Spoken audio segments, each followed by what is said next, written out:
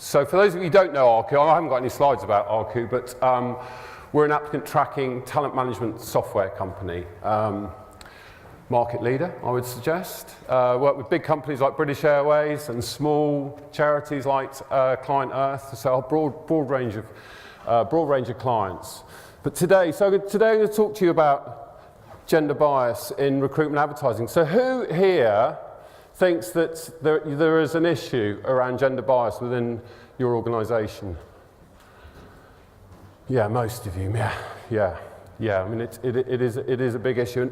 But so we're going to talk about that. Talk about a solution.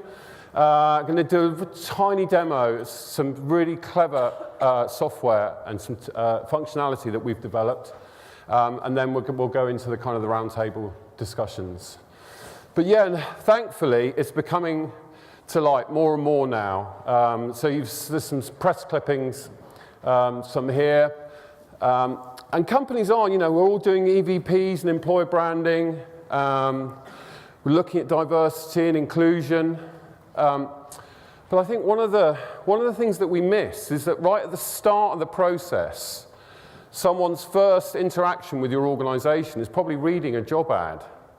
And we don't pay any attention to job ads. And I know it can be quite sort of boring subject, and let's just sort of copy and paste the job description and get on with it.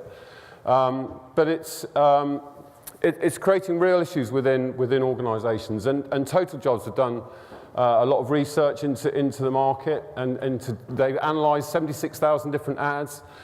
And I can't remember the percentage, but a huge percentage of those had gender bias within the ads. And this isn't just an issue around equality. It isn't an issue around sort of discrimination or glass ceilings or anything like that. But there is research that has been done, and I'm sure you're aware of McKinsey, but this is a real business issue, We need to encourage and we need to attract more women into management roles. So again, McKinsey research, the research they did showed that companies that started with an all-male board and then moved to a 50% female management structure, their profits and their turnover increased by 41%. Companies with a more diverse and inclusive culture shown increase in turnover of 30%.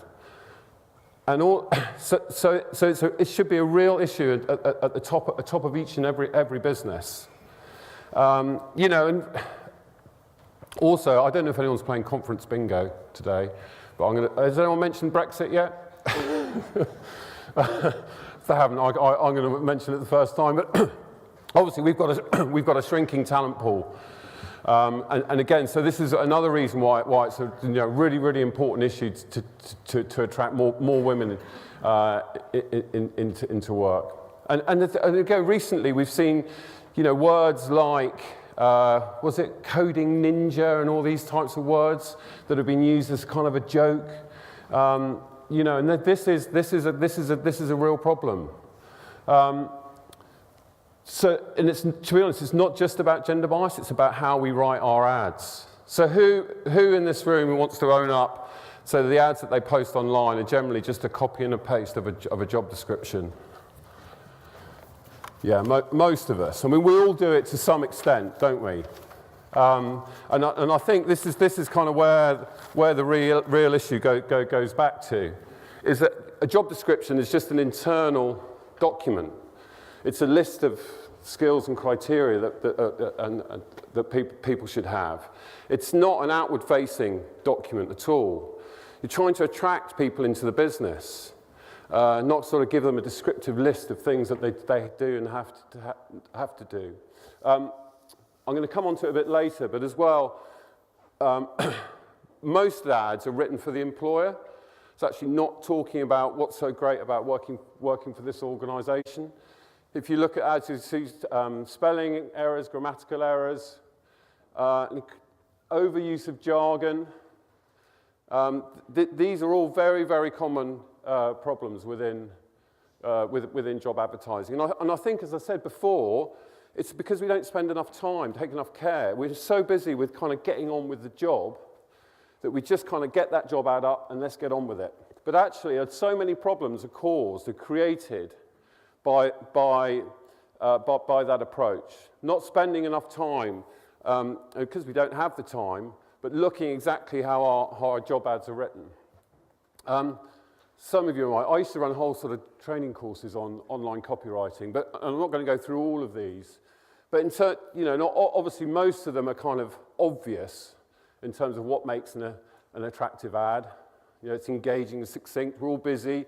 So again, there's lots of research that's been done about, if your ad has large blocks of text, so any paragraph over 3 lines, our eyes are too lazy. We're just scanning for information. We're not going to read that information in that job ad.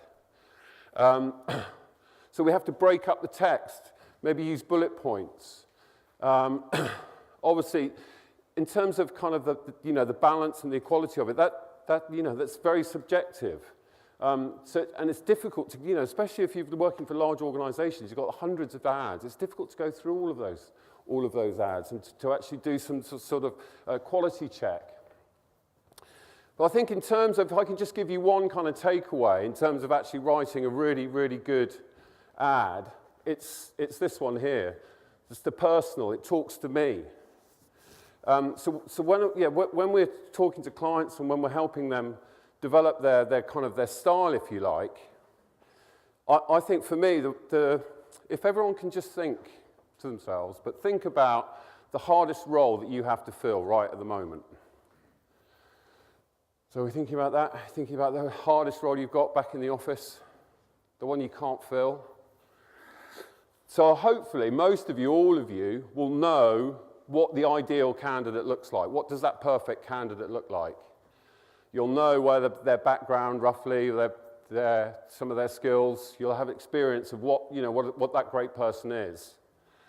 So when you're writing that job ad, imagine you've got that perfect candidate sat in front of you across the desk. So your job ad is basically, you're just writing down like a 30-second pitch why that person should apply for the job. And that's the key. It's about applying for the job. You haven't got to sell them the whole role. They're not going to make a decision based on one 30-line job ad. But it's about attracting them into the process. So if that great candidate was sat in front of you, you wouldn't ask them, have you got any good communication skills? Do you work well as a team, or do you work better on your own? You just wouldn't ask those sort of things. And this is what we do with the job description. We have a huge kind of list of skills. And generally, that's talking to candidates who aren't necessarily going to be great for the role, because maybe they have, reasonable communication skills, but actually what we're really looking for is someone who's good at Java, or who's got, accountancy experience, or whatever. So think about your perfect candidate. And think about what you kind of want to achieve with the ad as well.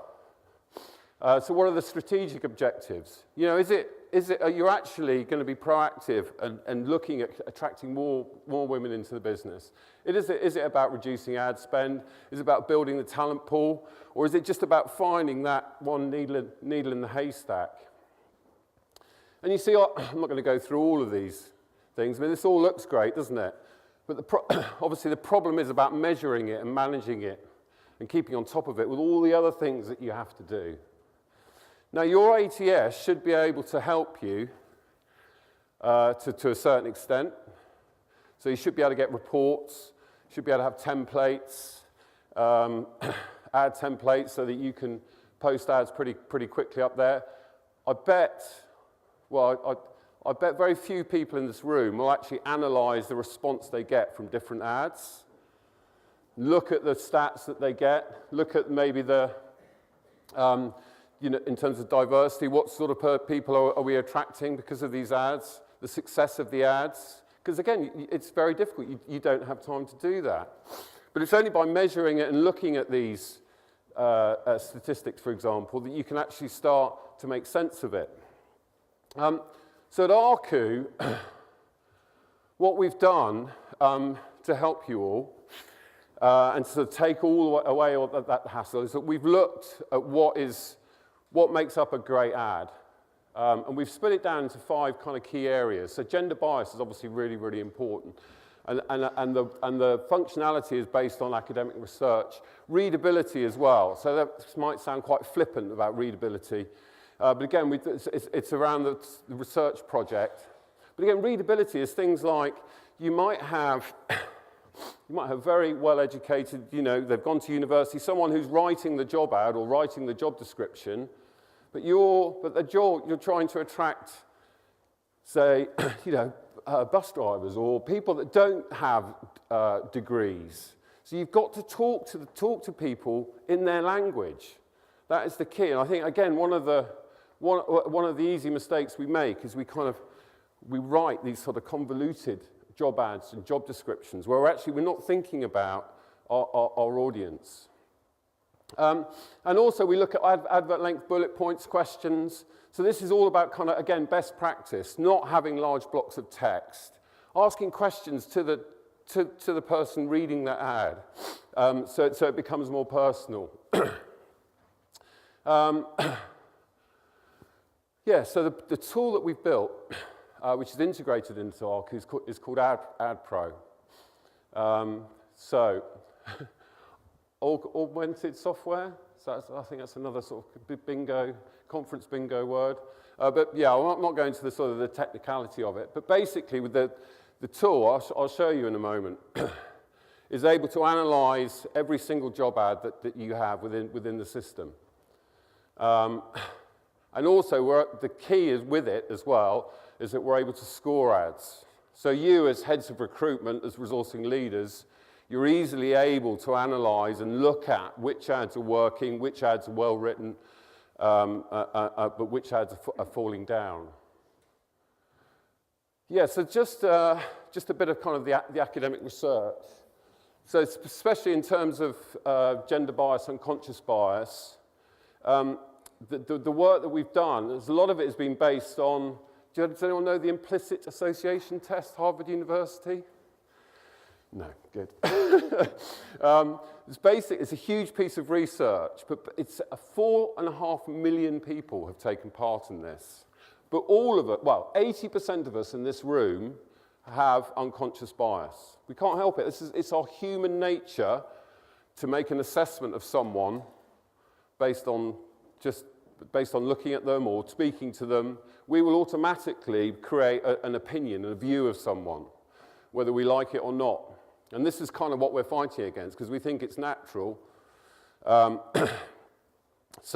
we've got 4.5. We've got that research that's built into it. We've also got, in terms of readability, there's the Fletch Reading Ease, which has been going since 1948. So a lot of the functionality is based on actual academic research. Yeah, so let me give you a quick look into the system.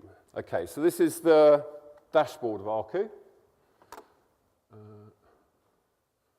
And what I'm going to go into is I'm just going to go and look at a job ad. This is one I was working on earlier.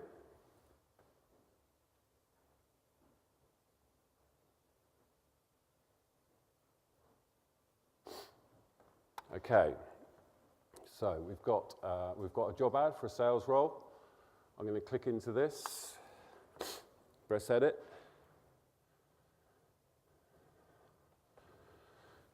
So this is great. The great thing about basically with eArcu, we can analyze every single ad that you've got within the system, and we analyze the ad based on gender bias, reading ease, advert length.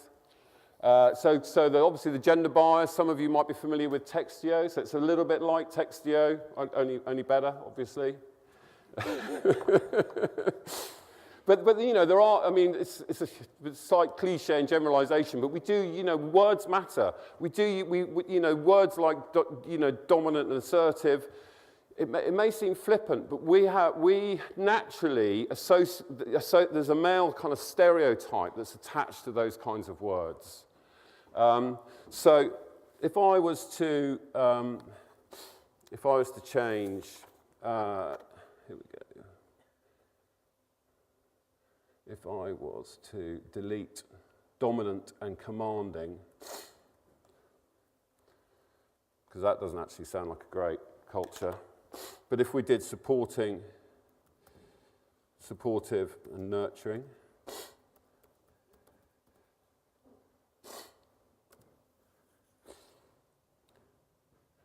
okay, so you see that the gender bias score has risen. So it's really easy for people, working within the system to be able to easily identify kind of problems within the ad. Also, in terms of reading ease, clever bit of functionality here. So we've got propensity to repeat words, overly repeat words, or use kind of internal jargon, best team player and autonomous and words like that. So you can choose the jargon that you use within your organization and input this into the functionality. So it's a really quick and easy but effective way to improving the quality of your ads and improving the gender bias, for example. So the other one is around bullet points. So in our experience, if you add bullet points, it basically breaks up the text and it provides, so you can see the bullet point score. So again, what we're trying to do is we're trying to really help you improve the quality of your ads, but also improve that whole thing around gender bias.